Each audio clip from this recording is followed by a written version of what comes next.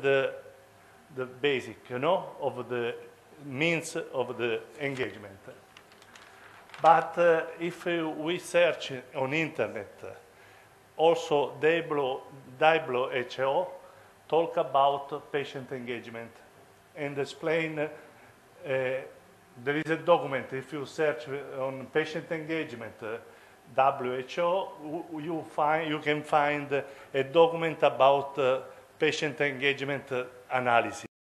And from this analysis, the results is the make engaged patient are better able to make informed decision about their care option. This is for us is obviously, no? Also, the resource, when you create a services for patient, the resource may be better used if they are aligned with patient priority, and this is critical for the sustainability of health care system.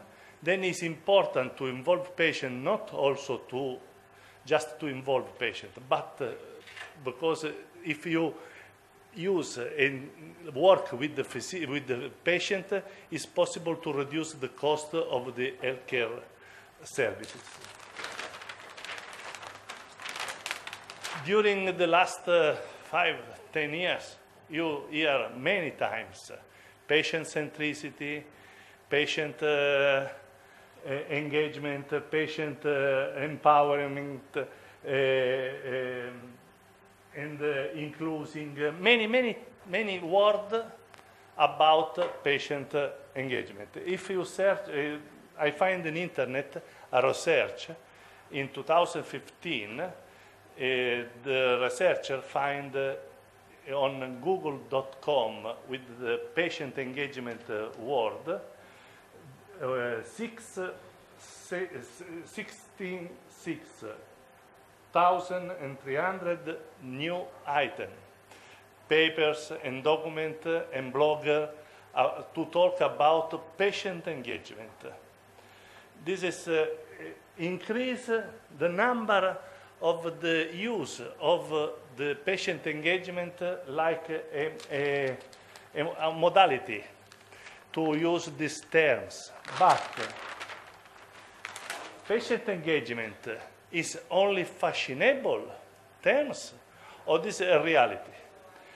Our discussion is about this now, or how we create the possibility to implement patient engagement in reality. The researcher find in the retrospective analysis of this document 4 definition attributes for patient engagement. The first one is personalization of the cure. Other is access to information, access to the right physician, access to something. Commitment from physician, from patient. Also, therapeutic alliance. This is 4 attributes for patient engagement. Okay? But also, this document analysis show the patient is absolutely absent in this document, because the document is created by other people, not with including patient in the document, and to decide what means patient engagement. Then it's a control, it's not sense, no? Because we are the objective, the aims, but it's not in the actor, okay? Also, if patient engagement alone is not also important, but it's important to create something with patient engagement. What means patient engagement? Patient engagement is communicate, create vision, involve whole care team, but also engagement without education is not possible, because to engage something is important to give knowledge to the people. Then it's important to show, don't tell, promote literacy, use empathy in education. Also, activation. When the people is informed, it's important to activate him and set goal, address lacks, and give patient a voice. Our job is give patient a voice, for example. Also, empowerment, sharing responsibility. Don't, from physician many times, is put the responsibility in the hand of the patient. We have two options, choose, but I have not the knowledge to understand. In any case, the choose is in the hand of the physician. I am correct informed, is necessary, but I need to understand what you say me, what to ask me to choose, no? Then other is change the behavior. Is necessary to change minds. Mindset is necessary to change when you would like to. Is not is to share the responsibility, but also to collaborate with the patient, to ask to hear what the patient said, not just to talk, but hear what the patient would like. Then also another key factor is is important to patient is at the same rule, at the same level of the physician, for example, or the other stakeholder. Is not different. We have different rule, different knowledge, but have the same level in the relationship with the physician, for example. Then, this is the introduction of our patient engagement. Now, all together with Werner, try to give our experience about patient engagement. How we work for patient engagement, for physician engagement, and how we work with the pharma when they say to us, we'd like to create a project for patient engagement, for patients. We are a company, patient centricity, but is a reality? The project is only sponsorship, or is a reality project with result for patient also? Then this is our debate. Okay. So, it's so quiet here. Should we make some gymnastics first, or no? Pardon? Crikey. Okay, I'm learning English. Mace is telling me some phrases. Crikey. Nobody knows. Who knows it? The Australians? And could you explain it, please? Crikey. And what is gosh? Oh, gosh. Blimey. Blimey, you know, it's international blimey. Okay. I try. We are talking about patient engagement. And that's the definition. No, it's okay. Thank you. That's the definition. Felice told us the background and engagement, the process of encouraging people to be interested in something. How do we get people to develop interest? How interest in our disease, in their own disease? I would like to tell you my private story, how I was engaged. I was diagnosed in 2011, and I had a very fine doctor, and he had time. I visited him twice with my wife. He invited us, and he took 1 hour to explain it. And afterwards, I was absolutely confused. Yeah, I asked him, "Is it cancer?" And it's a little bit kind of cancer. Yeah, and afterwards, I was confused for the next half year, I guess. Yeah, I couldn't sleep a week, and I was waiting for some more weeks, some months, and I was researching, of course, in Google, and that was my luck, I must say. I found another person, I'm living in Munich, I found another person who gets the same diagnosis at the same moment.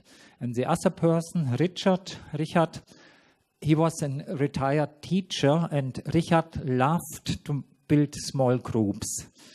He needed it for communication, I guess. And I met Richard, we had first telephone contact, and there was another guy, and we were 3 persons in the beginning, in a small group, and it was growing. That's why I'm showing the slides on the right and left side. And the blue picture down there, that's the German network and the regional groups of the German network. We have in about 20 towns different meetings during the year. And that's the reason how we reach the persons. We offer information and we get in contact with them and we talk to them and we listen to them. And when I go on my engagement story, I waited half a year and became member of the German MPN network. 2 years later, I visited the first yearly meeting, and they had a big problem at this time. The network was small at the moment, and there were 120 persons in the room, and they had nobody who wanted to do the board, who wanted to work for the board. And they said, okay, we have to stop it. We close the network down. And I was sitting and listening, and I was there for the first time. My wife was sitting beside me, and she said, don't say anything. That's what she said. After 20 minutes, she said, okay, if you think you must, tell them. And so I became a member of the board. And that's the way I became engaged. Yeah? You listen and you see there's a special need and you think you could help. That's very simple. But how do you find people, or what is happening here? Yeah? There are only engaged people in the room. Yeah, since Friday we are only engaged people. I guess nobody else would be here. And what Chiora said yesterday, that's a $1 million question. How do we get the other people? Yeah, how do we educate people who don't want to be educated? How do we motivate people to be engaged? And I can tell you from our meetings, yeah, there's about 50 meetings during the year. I live in Munich, and in Munich we have 9 meetings a year. That's the teacher who is retired. That's a special condition. And meanwhile, I guess there were about 50, 60 persons in our groups. And in the meeting, sometimes we are 15, sometimes we are only 8 persons. And we exchange our experience. Everybody tells about the doctors. And what I think, what is the most important, what we have to do, we have to listen to our members. And if you listen to the people, you know what they need. And if you know what they need, you can involve them, I guess, yeah? You are closer to them, and they will engage. That's my experience. And that's the reason we have group leaders in the different German towns, yeah, who are organizing these meetings. And we offer them an educational program for a weekend. We do it every year. And what is very much important for us at this weekend, they have to talk about communication. We have a specialist, a psychologist, who is trained and who is working for the church. I don't know how to call it in English. It's a telephone hotline where people can call, and he knows how to react to people. And it's very, very interesting. And you learn a lot about yourself and about how to communicate. And I think the people who visit it are winning a lot for their own. And that's the important part, you have to know how to communicate on a very, very adequate level. That's the most important thing. I can tell you how we find people for engagement. That's the reason. And I could come to Felice's points, what he said here, communicate. That's exactly what I explained, yeah? Communicate, create a vision. That's in the groups, you know each other, and we have a special vision. Yeah, we know exactly how is the person beside you, how is he living, what's his problem, and we help each other. And that's kind of a vision, yeah, to make things easier for us and involve the whole team, yeah. There are some people, of course, they come, visit the group, and they never come back, but we have to accept it. And they can talk, you can talk with them about shares, about money. They have different interests, I would say. Yeah? They just come and they want to hear it's not so bad and it's going on, but they never come back. But it's okay. It's their decision, yeah? And education, that's show, don't tell. That's we are real life experience. Yeah, we are the persons who know everything about the disease, and they meet us. And that was Peter, the Italian guy. He's here, and he's member of the German network. He grew up in northern Italy where they speak German, and he said when he first came to the meeting, he was totally surprised. In the evening after the lessons, everybody goes down to the restaurant and was drinking. And that was the best experience he could have, he told us. Yeah, he's a sommelier. He's had education in wine, in tasting wine. Yeah, and he said, that's a fine group. I want to become member. Yeah. And that's real life experience. That's important. And so he's coming, and Peter is very much engaged. He did, during the last 5 years, he did 4 big journeys for the German group in Italy. He organized it. We have been twice in Rome. We have been in Sicily for a week. We met in Florence, and he's organizing meetings with the Italian doctors. And that's another reason to be member in our network, and people like it, of course. Use empathy, of course, yeah. Set goals, address access, give patients a voice. We listen to them, yeah. I would turn it upside down. I would say listen to patients. That's the first step for communication. That's my experience. I think I stopped talking. Do you have any ideas, any questions? Your experience, yeah. This is the session for change of experience, not all hear what others say. Yeah. Push the button. Yes, I can. Well, I really would like to thank you. I have noted here, I have my system of noting down what could be done in my country, which is Finland. And I got very good ideas from here. I already noted down that we could engage someone who has experience of hotline working. I even know who we would take. He's now, or was at least, vice mayor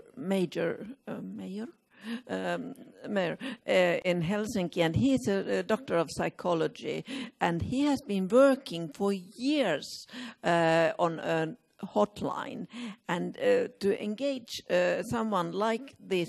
Sadly, we don't have a blood cancer association. We are a small country. We only have the Finnish Cancer Patients Association, which I represent here. And this, as I said earlier, is probably the a problem in many other small countries, but it doesn't matter. That would be a good group to have someone really with the hands-on experience. So it's not a question, but I want to thank you for this proposal. If this goes further, then your talk has been really worthwhile. Thanks.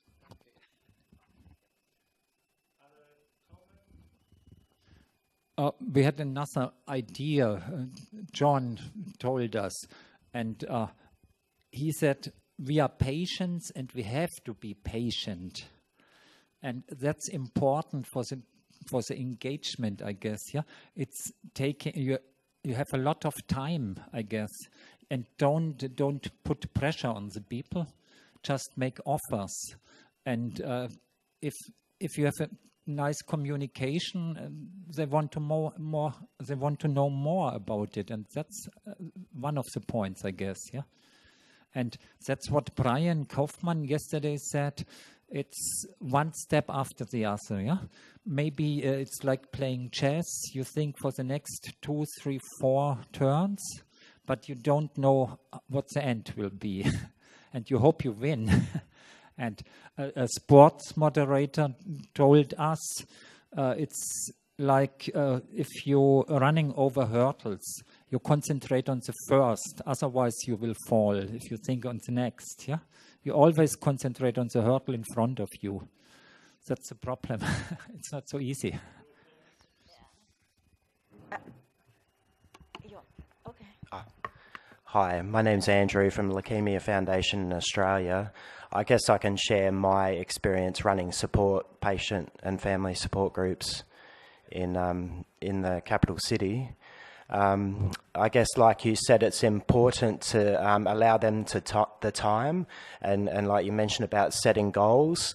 When I was starting, I often found that I was setting goals, but then by the time the group came, they took over the agenda, which was perfectly fine, because it was about them and it wasn't about my agenda.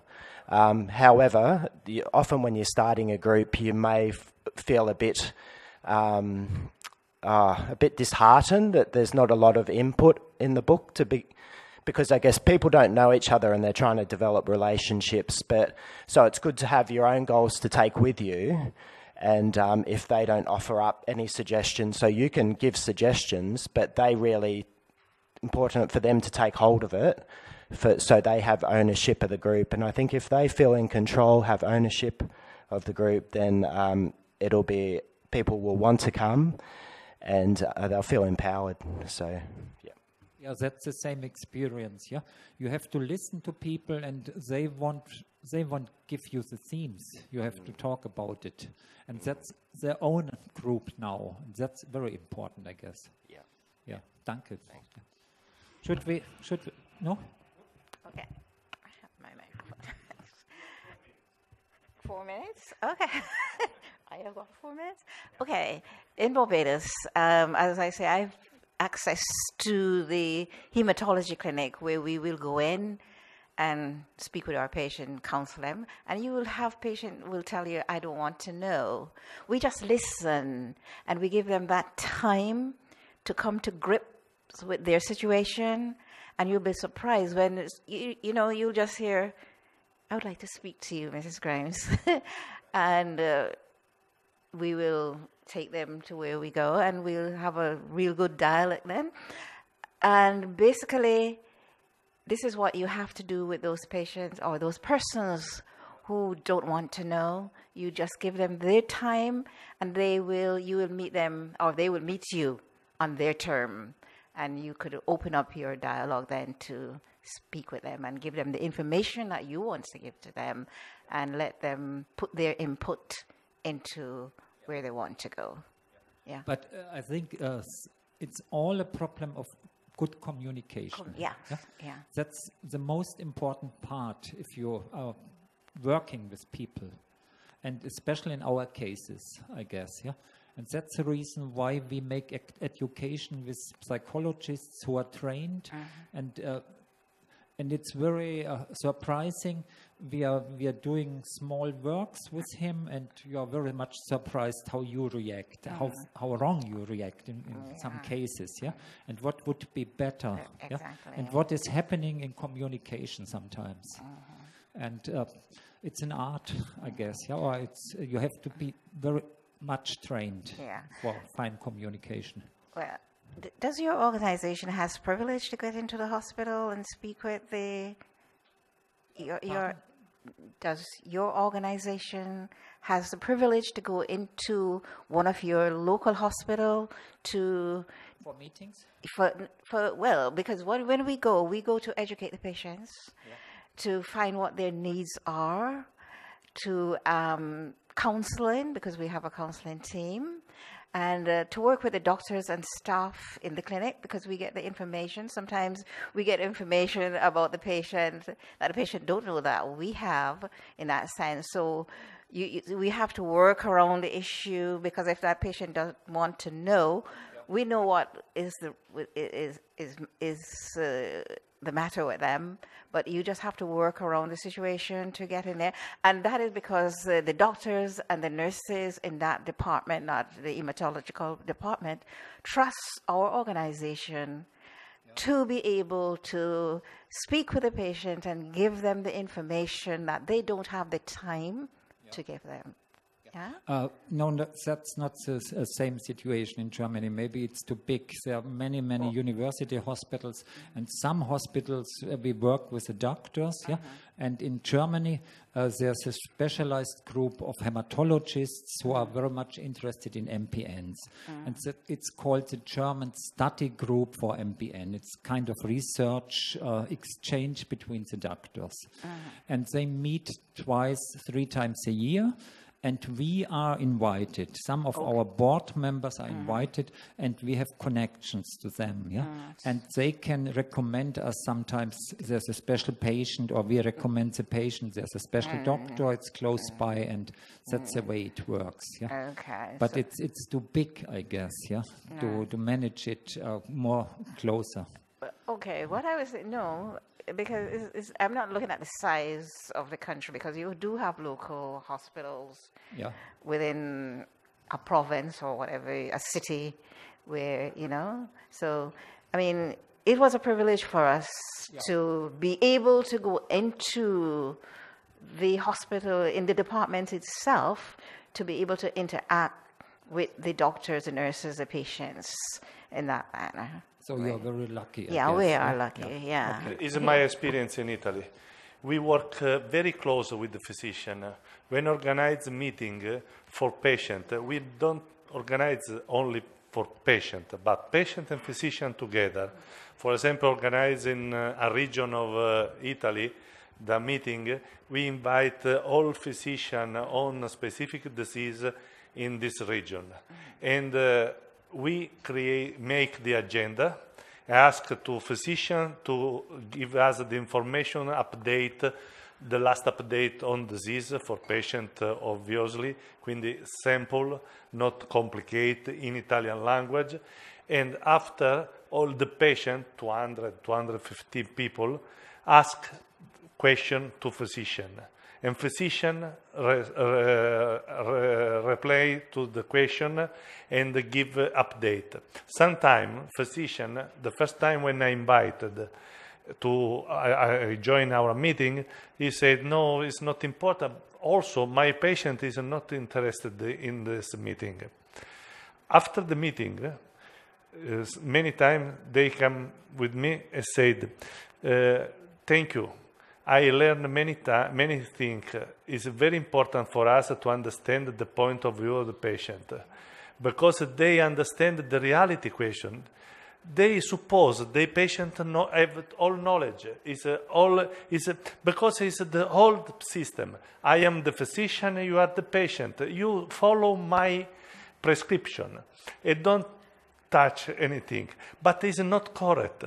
The patient needs some information, and when they don't have, go to Google and other things. Then it's important for us to create a right environment with patient and physician to have the right information for patient and put in evidence for physician the needs of a patient, because they supposed to know the needs, but sometimes the needs is not knows for the physician. Then You see, I could give you one of my personal experience, because when I was diagnosed with multiple myeloma 20 years ago, basically, when I was going through my treatment locally, my hematologist says to me, take notes. We may need it later. And I thought, well, you should have all the reference in my notes. But however, I got a book and I decided I was going to write every process through my treatment and there. So I had to go on to Canada for a bone marrow transplant. I have all his bits and pieces that he gave me to take up to Canada. When I took it, the doctors looked at it, and they're figuring out a whole lot of things. He says, I need more information. I says, okay, I have some notes here. Would you like it? I said, yes, let me look at it. When the doctor read my note, he says, my goodness me, are you a nurse? I says, yes. He says, you have more information than the doctor said of it to me. And because my doctor invited me to do that. So if you have a good dialogue with your specialist, it is fantastic. And to me, because they would now have to send back to Barbados for information, but I could have every treatment, everything that happens to me during that process was on there. So they understood all of my problems coming right down. You see? So that was great. And it's a big advice, yes. a great advice and a great help for Yes. the doctors in Canada. Yeah. Yeah? Yeah. Thank you. We have to quit. And Kiora told us we meet at 7 downstairs.